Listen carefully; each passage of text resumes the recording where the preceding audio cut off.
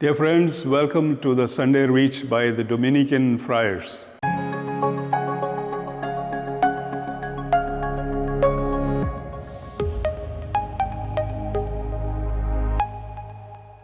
We heard the story of the rich young man today in the Gospel.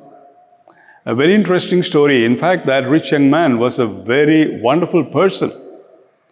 Much better than any of us, I believe, because he kept all the commandments. How many of us can say that I have kept all the commandments? I think it's quite impossible. But here is a man who has done all things well. And Jesus looks at him and Jesus loves him. But then Jesus has a better plan for him. Something still much more important. To become a disciple of Jesus. To give up everything and to follow him. So he says, you lack one thing. You lack one thing. If you wish to be perfect, sell all you have, give to the poor. Come and follow me. The young man became very sad. His glorious beaming face became so sad and melancholic. And he went away. He went away. And Jesus says, how hard it is for the rich to enter the kingdom of heaven. It is easier for a camel to go through the eye of a needle than for a rich man to enter the kingdom of heaven. But of course, the rich are not to lose heart. He says, nothing is impossible for God. God can bring the rich also into heaven. And in fact, poverty and riches, they are all part of the plan of God. The poor, they struggle and struggle to make both ends meet, and they live on. And the rich, they also struggle and struggle to keep the riches growing. But then, to what extent should we keep growing in wealth? Is not Jesus telling us the same words? You lack one thing.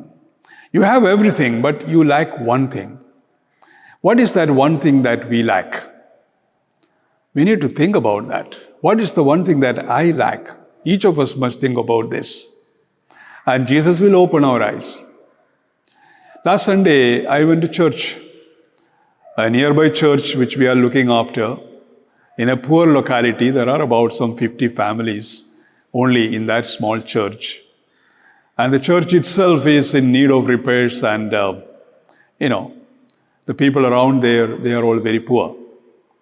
And as I entered the church and I was praying before the Mass was to begin, the sacristan came to me and said, Father, I found this paper at the feet of Mother Mary's statue. So I took that paper and I read. It is a small note written by a poor woman. Probably a widow. I do not know which woman it was. He said, one old lady has put it there near the statue. What is written there? Dear Mother Mary, I have a request to make to you. I have no house. Please get me a small house where I can live peacefully and happily. That made me think. There are so many poor people who have no house. Now in our main parish where we have more than 100 families, about 15 families don't have houses. And some of them live in rented houses, some of them live in real shacks where, it's a real misery to see them do that. I was thinking, how many of you have more than one house? Some people have many houses. Of course, in Europe, I have seen they have a summer villa and winter villa and a seashore house, those who have a lot of money. And they go to these different houses, they stay for a few weeks there, a few weeks in the other house, and they come back. In India too, we have people who have more than one house. Is that right? Is God asking us to do something? Can we not share? Can we not sell off one extra house and build maybe 50 houses for the poor. Because those who have many houses usually have wonderful houses, which are built at a great cost. Now, if the Lord can move us, and He can, we can do much good in this world. What's use of carrying all these things, this burden of wealth? Wealth is a greater burden than poverty. Poverty is a burden, all right, but somehow we can get along. But wealth is a botheration. How to keep it? How to protect it? Imagine the real wealthy people, how many security personnel hang around them? Do they have any privacy at all in this world? Well, and those who have wealth, they have the tendency to increase it.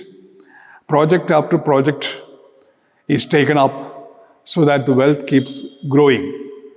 And for whom? For what? What does it bring? It brings hypertension. It brings unhappiness. And towards the end of your life, you will find people, if you have many children, they trying to grab what is best for themselves and even leaving you on the roadside. We have heard about so many rich people who are thrown out on the road and the children don't care about them. Well, I believe it is important for us to work hard, to use our intelligence which God has given to us, and to produce wealth. But don't keep it. Don't store it infinitely, unendingly. No. Instead, take it and give. I don't remember which picture it was. Long time back, I saw an English movie, and the last caption at the end of the movie, which I saw on the screen, was, "Whatever is not given is lost." Whatever is not given is lost. Lost forever. Because when we breathe our last, what we have not given, we leave behind, and it is lost. So this is the opportunity that we have. We live in a world where there is a lot of misery, lot of hunger, lot of hardship, lot of homelessness, lot of refugees, lot of all that is not good. Can we do something? At least a little? Can our hearts become a little generous? Like Jesus, who came down from heaven, leaving His glory, though He was in the form of God, became man, became like a servant, and therefore God raised Him up. That is where He is calling us. You lack one thing. If you wish to be perfect, sell what you have, give to the poor, come and follow me. God bless you.